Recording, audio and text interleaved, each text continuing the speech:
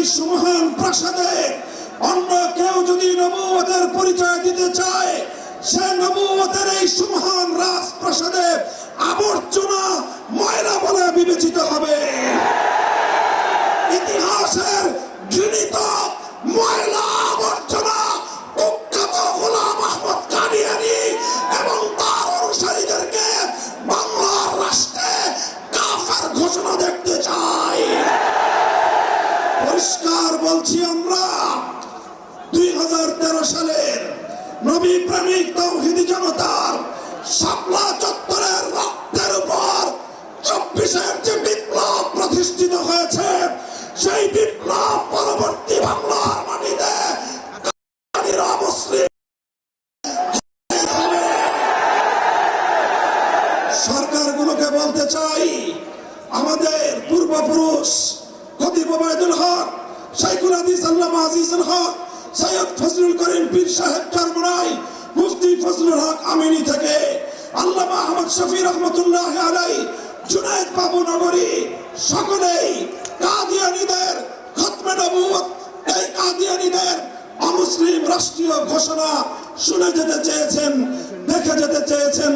দুঃখ এবং পরিতাপের বিষয়, বাংলাদেশের সরকারগুলো এই কথা রক্ষা করতে পারে নাই।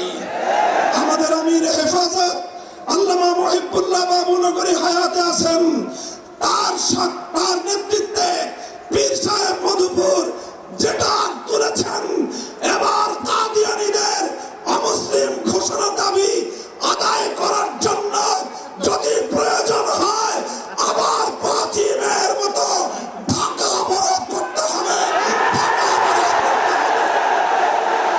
শুধু ঢাকা নয়, প্রয়োজনে জাতীয় সংসদের দিকে লং মার্চ করতে হবে, বাংলাদেশ অবরুদ্ধ করতে হবে, সকল রাজনীতি বন্ধ করে দিতে হবে, পার্লামেন্ট অচল করে দিতে হবে, সচিবালয় বন্ধ হয়ে যাবে, বাংলাদেশ থমকে দাঁড়াবে।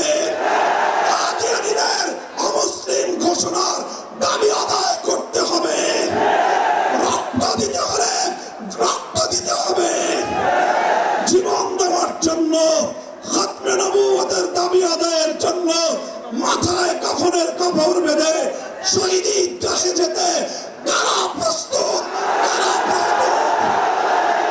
ইনশাআল্লাহ এ দাবি আদায় হবে। আর যদি সরকারগুলো দাবি আদায় করতে ব্যর্থ হয়, আগামী দিনে আমরা পার্লামেন্ট গঠন করব, আমরা ক্ষমতায় যাব, আমরা কাদিয়ানীদেরকে জাতীয় সংসদে আইন পাস করে কাফের ঘোষণা করব, অমুসলিম ঘোষণা করব ইনশাআল্লাহ।